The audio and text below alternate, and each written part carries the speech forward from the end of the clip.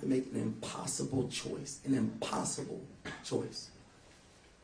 Should we keep mental health services or fund tutoring? After a difficult debate, they make the painful decision to reject the tutoring services. Not because they didn't believe it was important, but because they didn't have the money to do the thing that we all know needed to be done. And unfortunately, this hypothetical is a scenario that's playing out throughout our country right now. And dismantling the Department of Education would make it almost impossible for schools to address the ongoing academic challenges post the pandemic. And so let me be clear. The efforts to dismantle the Department of Education is not about cutting bureaucracy, not from my vantage point, having served on the school board. It is about cutting opportunities for children in working class families. And what message does it send to our students? It tells them that their education is not a national priority. That instead of investing in their success, we're willing to strip away the very resources designed to ensure that they have a fair shot. It's just not acceptable. It's not acceptable. We've seen the NAEP scores, y'all know it. Student achievements decline. This is not a time to really do less. It's a time that we need to do more, and that's why we're calling on Congress, our senators, and the administration really to reject any efforts to weaken or eliminate the Department of Education, because we need them to be champions in this moment. We need to really invest in schools, invest in our educators, invest in our students. It's important because our future, our children's future, should never be negotiable.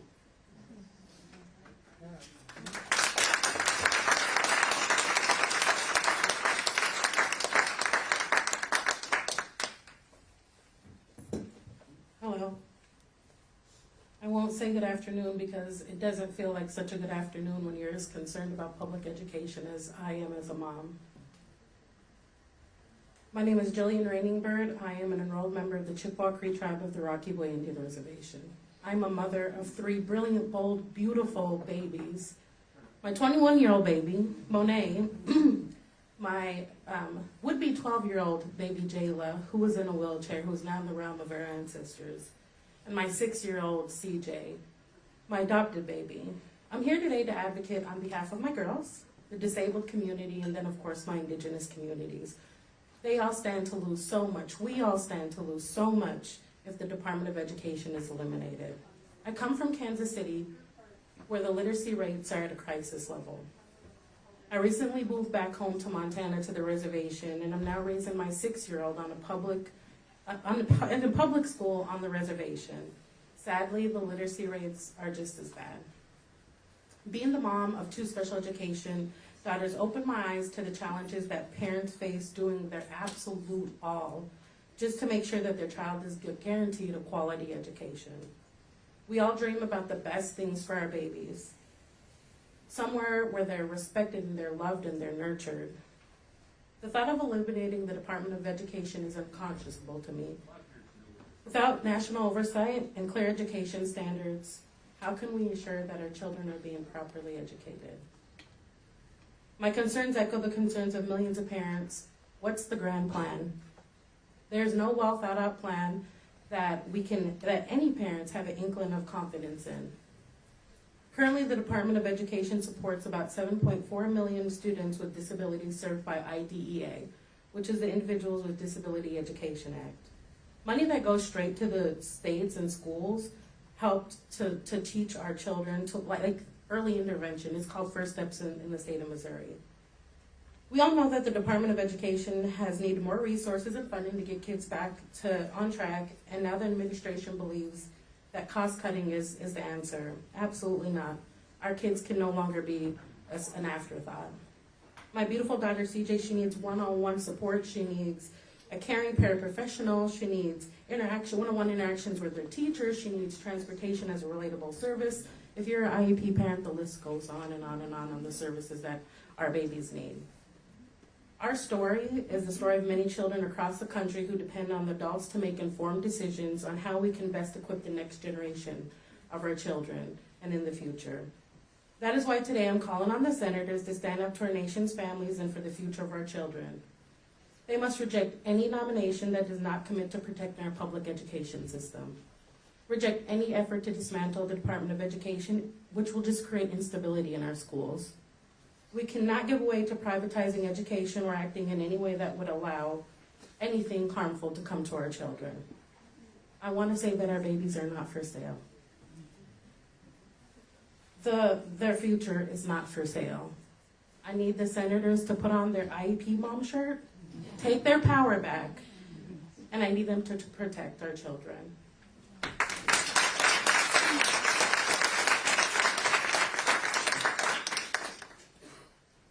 Hello, everyone. First, thank you all for being here. My name is Joseph Tadros. I'm a 12th year math and science teacher and a team supervisor in Brooklyn, New York. Thank you. I know my students are happy that I might not be in class today, but I'm really happy to be here today. Over 12 years, I've been an active member of Educators for Excellence, which is a national teacher-led advocacy group with tens of thousands of members across the country. And I'm one person speaking for many of them, saying that we overwhelmingly disagree with this administration's attempt to dismantle and eliminate the Department of Education, as well as the nomination of Linda McMahon. The administration threatens to eliminate Title I funding, IDEA funding, which is primarily going to hurt students with low income and students with disabilities, as you heard. I've been teaching in Title I schools for 12 years now, and the teachers work night and day. It's a really tough job, and burnout is a real thing. They don't need to lose resources. We need to give resources to these schools and the school communities, because now is the time that we need to reinvest into education. The administration has threatened schools that want to teach culturally relevant history to their students and trying to eliminate the experiences and stories of those marginalized communities across the country from the classroom.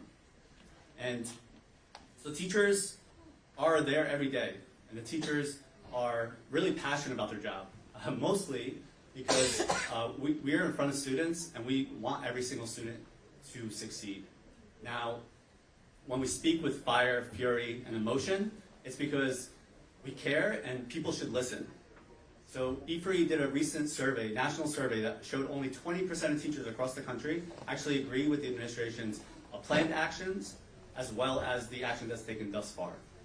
So the slashing of education funding, designating certain curricula for schools, and the possibility of dismantling the Department of Education is not what teachers want. It's not leadership, it's sabotage. So as educators, for the next 4 years, we're not going to stand idly by. We are going to stand up, speak up, and we're asking, even though the administration might not listen to us, we want Congress, policymakers, and the public that care deeply about education, K through 12 in the United States, to speak up whenever they can and stand with us today. Because reject these harmful policies, because we need to reimagine, reinvest, and rethink education throughout the country from K through 12 and not dismantle it. Thank you.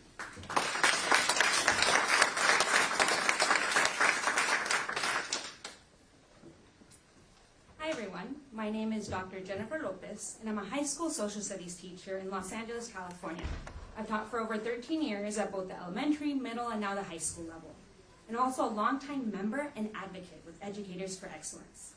My colleague Joe just outlined the alarming ways that this administration's policies are not only unpopular but harmful for our students. But today, I also want to talk about what teachers actually want, the policies and the support that ensure that every child gets the education they deserve. So what do we want? First, I know, right? We want fully funded public schools. As educators, we support Title I funding and IDEA funding to ensure our low-income students and students with disabilities get the supports they deserve. As teaching at a full inclusion school, we get paraprofessionals and co-teachers that really support us in the classroom. And my fear is that if this funding is cut, we won't have them there to support my most vulnerable students, and we need them.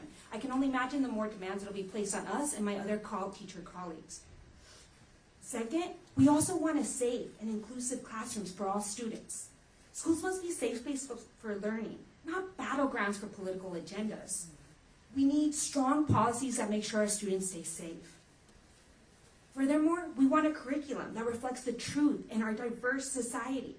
As an ethnic studies teacher, it's so empowering to teach students about their Mexican-American history. I teach in Boyle Heights, and just to see them and say, Miss, I see myself in what we're reading right now about the walkout. It's just amazing. It's so empowering, right?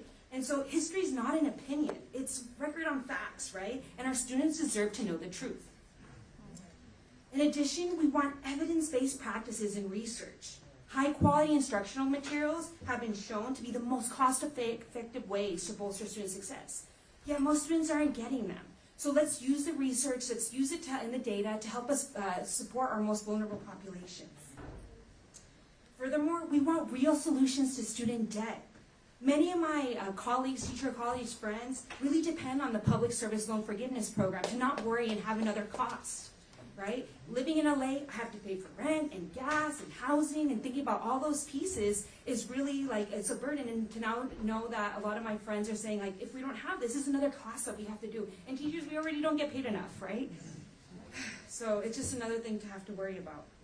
Lastly, we want investment in teacher leadership and career pathways. Teachers, we're on the front lines of education with your students day in and day out. And we need policies that empower us, that have true professional learning, and create meaningful career advancements so that we don't leave the classroom.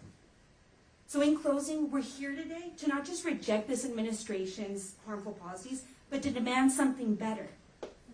Teachers don't need politics in the classroom. We need fully funded schools, we need safe and inclusive learning environments, evidence-based policies, a commitment to telling the truth in our classrooms. We call on Congress, state leaders, and the next Secretary of Education to listen to teachers and put our students first. Most of all, as Joe mentioned earlier, we must reimagine public education rather than dismantle it. If Congress really cares about our students, they should invest in our schools rather than strip them of resources. Thank you so much.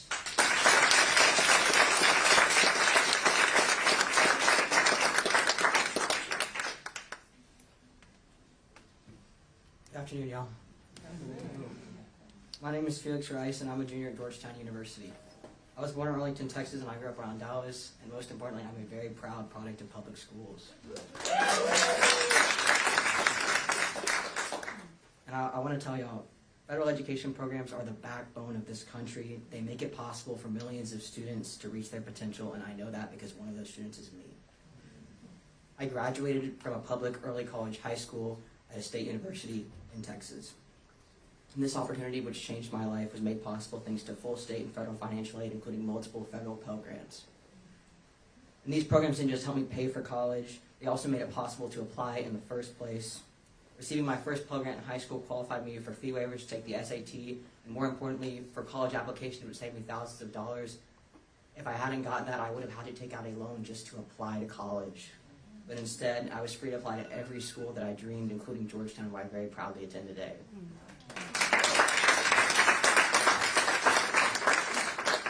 The opportunities that I've had, opportunities that I never imagined, exist because of investments in students like me. But Trump and Linda McMahon, they don't care about us. They don't care about the student that's working multiple jobs to pay their tuition. They don't care about the student that's going to be the first in their family to graduate college. They don't care about the student who had to fight centuries-long systems of inequality just to get an equal public education in the first place. They're not looking out for us. They're looking out for billionaires. Trump doesn't want to eliminate the Department of Education to get rid of bureaucracy. He wants to line his pockets and the pockets of his buddies. He wants to pull resources from students, teachers, and public schools to serve the corporate elite. Do you really think Donald Trump knows what it's like to wonder if you can afford to fund your dreams? We don't need someone who paid someone else to take their SAT to make it more difficult for working class kids to go to college.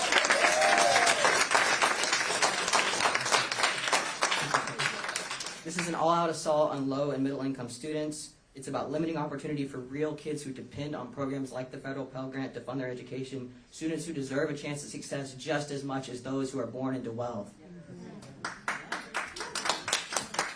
It is a choice designed to make it harder for people to afford college, a choice to gut programs that help young people succeed, a choice to dismantle the very foundation of opportunity in America. Teachers will lose their jobs. Schools will struggle with fewer resources, and students, especially those from working class backgrounds, will face even greater barriers to chasing their American dreams. We cannot let Trump and his administration sell out students to benefit the corporate elite. The future of this country is not for sale. We have to fight to protect Pell Grants, to protect public education, and protect opportunity for all of us. Thank you.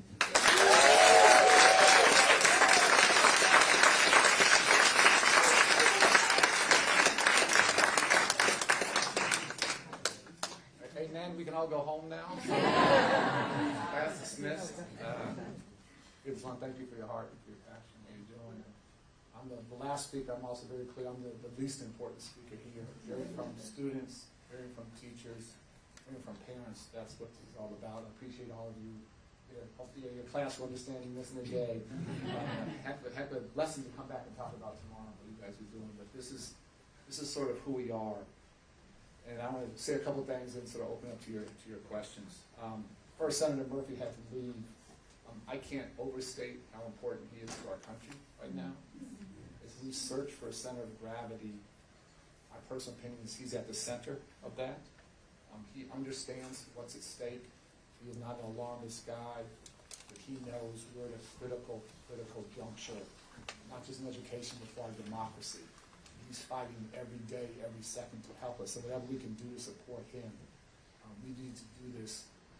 He and I met very tragically. He was a young senator then, right after the Sandy Hook massacre in Newtown, Connecticut. That was my worst day here in D.C. That was President Obama's worst day. He and I met, sitting on a bus, talking to teachers after that aftermath. Never imagined 20 babies, 5 teachers, and the principal being killed. And he was right there on the front lines, not ducking the smoke. He's doing the same thing today. So I know his heart, I know his character, those experiences will stay with us the rest of our lives. And the fight to protect kids, the fight to protect our country, these things are not disconnected. So I just want to thank him. I want to start with a quick little history lesson. I think history matters. I think truth matters. A little quick history, I promise it won't be long, of Republican leadership on education at the presidential level. Go back to our nation's first Republican president, President Abraham Lincoln. He created land-grant colleges, transformational, during the Civil War. Fast forward to the last 70 years, every single Republican president has understood that education was in our nation's interest. It was a national interest. Eisenhower created the first federal role, the Department of Health, Education, and Welfare, and pushed for greater STEM education following Sputnik. Pell Grants. I brought Pell Grants. The most important thing that's ever happened. Guess who signed that law? Nixon. President Nixon signed Pell Grants. It's law. President Ford signed the law creating IDEA. Heard from a couple parents on the critical importance of providing all of our children, particularly those with disabilities, a chance to have a free and fair public education. That was President Ford. Reagan released the report, A Nation at Risk. First President Bush convened all the governors in Charlottesville and pushed many states to raise standards because so many states had abominably low standards. Second President Bush passed No Child Left Behind, the most far-reaching education accountability law in history, with bipartisan support. So I just say all this because I think context is important, because what's going on today is different than anything that has ever happened before. If you heard repeatedly, this is not about left or right or R or D.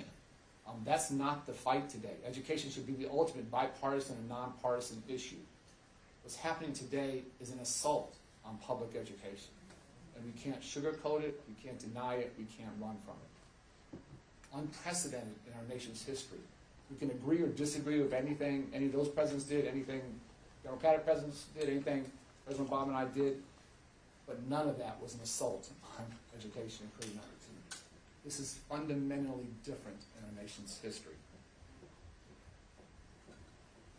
with that backdrop of history, I want to address our Republican leaders in the House, in the Senate, our mayors, and our governors. We all know who Trump is. There is no secret. There is nothing subtle about what he does. My question to all of you very directly, we need to know who you are. Who are you? And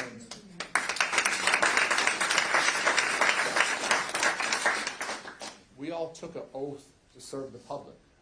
I took that oath. I took that for life. All of you took that oath as well. And the question is your vulnerable populations, your low-income students, your first-gen college goers, your Pell Grant recipients, your children with special needs, their lives start to be impacted when opportunities are taken away. Are you going to side with President Trump? Or are you going to side with your constituents who you swore that you'd be there to support? And we're at a crux in our nation's history. We're at a crossroads. And the fate of our democracy, the fate of public education is going to be determined in real time. I so appreciate everybody taking the time to be here because it's that important. And so I beg, I implore, I plead the Republican leaders in the House, in the Senate, and mayors and governors to remember the oath you took to help the public and serve the public, and figure out, are you here on this planet Earth to serve Trump, his interests, or to serve the people who gave you an opportunity, gave you the privilege of serving? And I hope that you will think through why you came into this part. And if we just had a few of them step up, that would change everything. We just need a couple profiles of courage. We don't need many. We just need a few. And the absence of that is stunning to me. But it is not too late, and there's an opportunity for them to step up. A third, I just want to talk briefly to the public servants across the entire government, but I mean particularly the Department of Education. It breaks my heart that they are going through now. When I first came here to DC in 2009, for months I'd go in every Saturday and sit down with career public servants and just pick their brains about what works and what doesn't.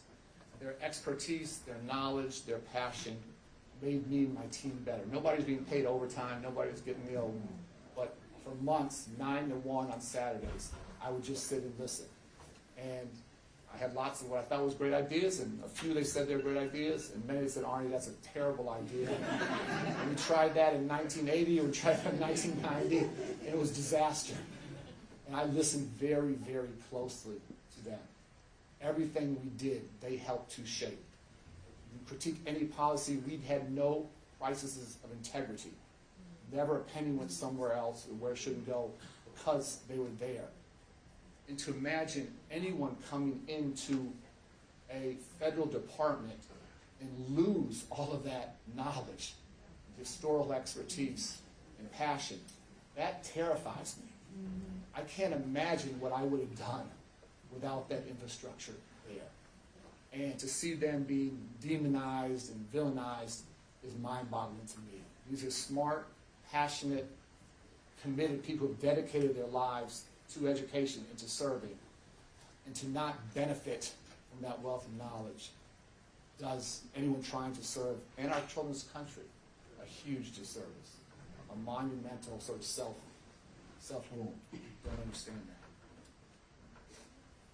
Fourth, the thought of dismantling the Department of Education. One of the joys of my job, I didn't spend much time in D.C. I traveled to all 50 states, traveled to Native American reservations, incredible learning lesson, hundreds and hundreds of visits all over the country.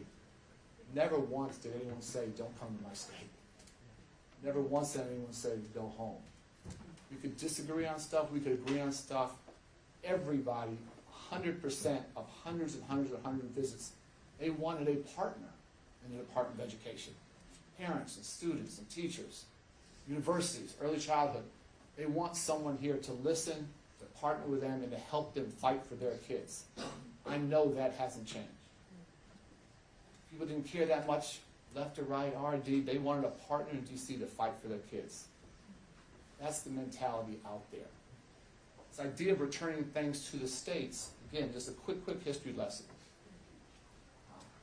Our state's education was segregated until the federal government and troops came to change that. There was not some golden age of state control. Prior to IDEA, children with special needs were denied access to public schools. Senator Harkin talked to me a lot about his brother, who was deaf, who could not go to public school. We know how low many state standards were, incredibly low.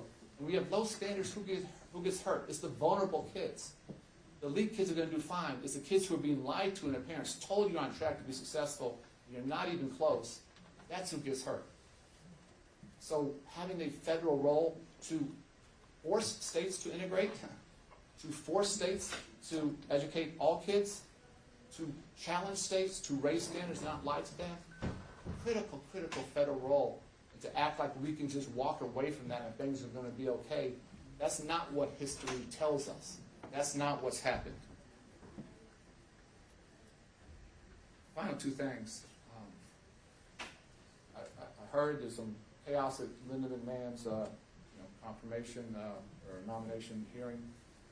I can assume everyone else that Trump is nominating is going to go through. So I assume, just being honest with you, that will probably happen. And what I would just say to her is that, I mean this from the bottom of my heart, I want her to be successful.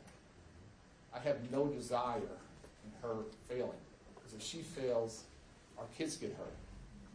And that I hope, like I challenge Republican congressmen and senators, I hope she looks in her heart and sees an opportunity to do the right thing by Felix and the tens of millions of students like Felix who just want a chance. And if she is prepared to do that, and again, I mean this so sincerely, I would do anything I can to help her. Because I want her to win. I want her to be successful. But if she comes and has no control or just kowtows to what she's being told by Trump and Musk, then that's not just educationally a disaster, it's morally bankrupt. She has to look in her heart and her soul and decide which way to go. And if she chooses to support and help public education, I will do anything I can to help her be successful. And the final thing I'll say is that it's important not to give in or, and this is, people should understand this, not to believe Trump's lies. If you're trying to shrink the federal government, the U.S. Department of Education is actually the smallest agency there. That's not the place you would start. If you're trying to shrink the federal footprint, you wouldn't be dictating what clubs or what curriculum you could have. It's not honest. If Musk is actually trying to reduce federal spend, he would not take $400 million for Tesla to get a contract, as we saw yesterday.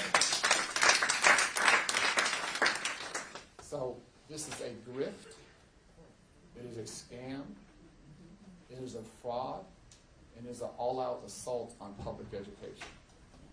And collectively, we're in the fight of our lives. And I'm not a scared guy. I deal with gun violence every day in Chicago. I have for the past 8 years. I'm scared for our country. I'm scared for our children.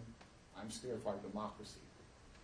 And we have to find ways to come together, have a little courage, push back, fight back, to give our country a chance for the next 5 decades. I thank all of you for your support. I want to thank all of our speakers for their heart and for their passion.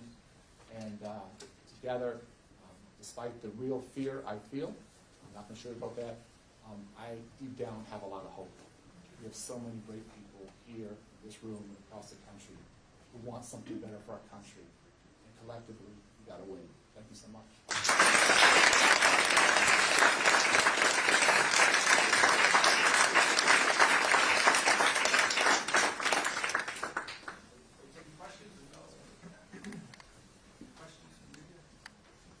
Do folks have any questions?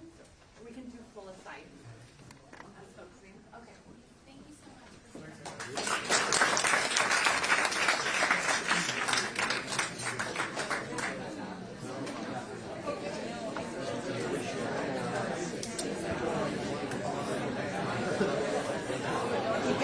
I don't have a flight. Which is why I'm getting to work for Delta. Because I'm on, but I get to work for every day. No. I don't get to work. Yeah, it is. Yeah, so that's the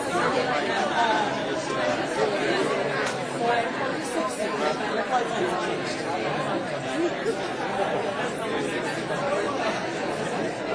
Everyone Delta?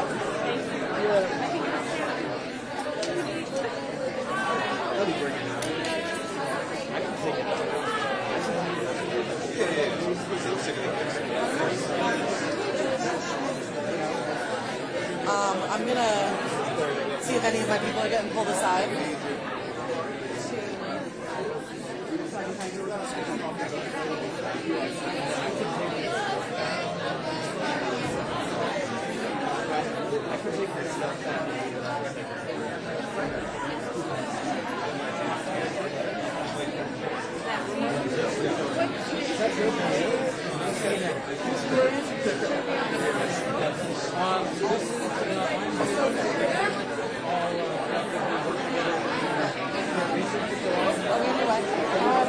I'm just slowly making my way.